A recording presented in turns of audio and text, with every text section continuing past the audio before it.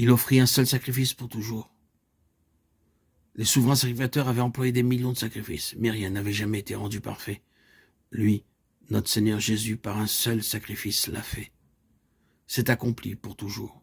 Et il a été, lui, le sacrifice, aussi bien que le prêtre. En tant que prêtre, il s'est offert lui-même sans tâche à Dieu.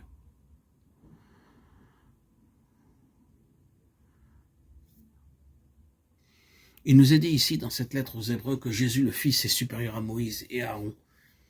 Il peut dire, d'un côté, toute autorité m'a été donnée dans le ciel et sur la terre. Matthieu 28, 18. Le Père lui dit, assieds-toi à ma droite jusqu'à ce que j'ai mis tes ennemis sous tes pieds pour te servir de marchepied. Hébreux 1, 13. Il y a deux images merveilleuses dans cette lettre. L'une dit de Jésus qu'il est couronné de gloire et d'honneur et qu'il s'est assis à la droite de la majesté d'en haut, jusqu'à ce que ses ennemis soient devenus le marchepied de ses pieds. Toute autorité étant en son pouvoir, il est à la place du gouvernement. Et à côté de cela, nous avons cette autre image si belle, car nous n'avons pas un souverain grand prêtre qui ne puisse compatir à nos faiblesses. Hébreux 4, 15. Il est toujours vivant pour intercéder pour nous.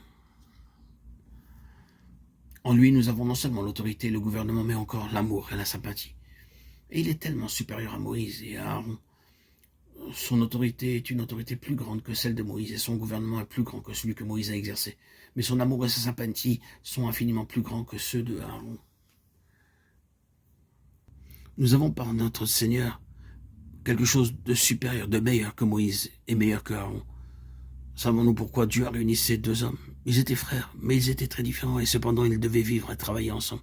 Pourquoi cela? Et quelle était la différence? Moïse était le gouverneur, il représentait le gouvernement et l'autorité. Ce qu'il donnait, c'était « tu feras, tu ne feras pas ». Moïse gouvernait et exerçait l'autorité en Israël. Mais Dieu est encore autre que cela. Aaron était l'homme d'amour et de sympathie. Le sacerdoce signifie tout simplement cela, amour pour le pauvre pécheur et sympathie pour les hommes. Dieu met ces deux choses ensemble. Il ne serait pas possible à un seul homme d'être tout cela en lui seul. Il n'est pas possible d'avoir uniquement un autocrate. Il faut unir au gouvernement, à l'autorité, un cœur de compassion. Si ces deux choses sont ensemble, nous aurons un Israël très bon. Jésus est le Fils. Il est supérieur à Moïse et à Aaron. Il peut dire d'un côté, toute autorité m'a été donnée dans le ciel et sur la terre, Matthieu 28, 18. Et le Père lui dit, assieds-toi à ma droite jusqu'à ce que j'ai mis tes ennemis sous tes pieds pour te servir de marchepied. Hébreux 1, 13. Nous devons nous arrêter ici, bien que nous n'ayons pas terminé au sujet de la supériorité du Fils. Nous n'avons pas touché à son œuvre, l'œuvre par laquelle il a accompli la purification de nos péchés, mais nous pouvons la voir nous-mêmes. Peut-être avons-nous ici une petite fenêtre ouverte dans les cieux. Si nous avons la vraie fenêtre, nous pouvons voir beaucoup de choses. Nous pouvons voir de grandes choses et voir des choses lointaines.